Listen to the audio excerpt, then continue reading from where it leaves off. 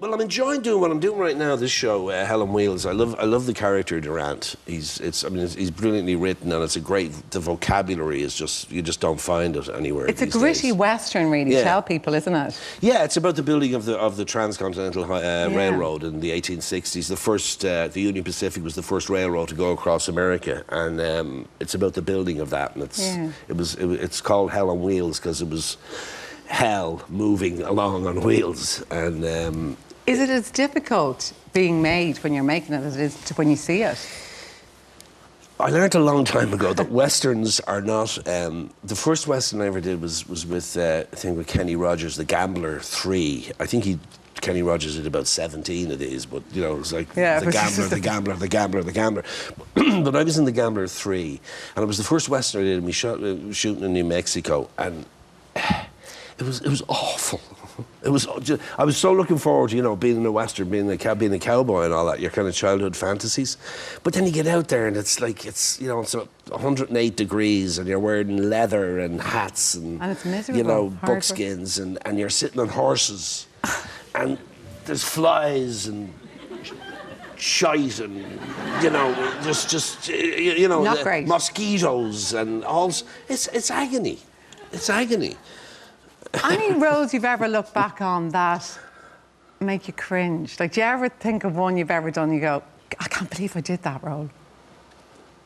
Oh, there's hundreds of them. No.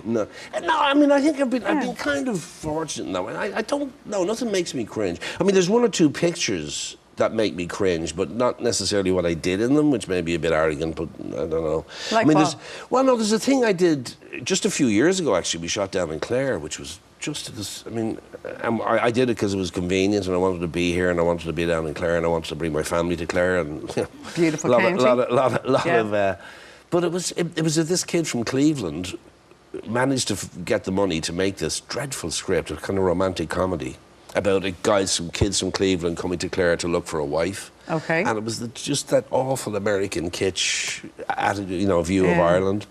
And thankfully I haven't seen it, the finished product, but... what was it called? Can you remember? I think I've wiped it. I think what was it called? I can't remember. No, I can't remember. You still often, though, are recognised, aren't you, as Miles O'Brien from Star Trek. Do you mind that? No, but it was a great role. Yeah, I mean, I you know, people think, oh, was it all? No, it was a good show. We had a great bunch of guys on. You know, we all got on well, both on Next Generation and on Deep Space Nine.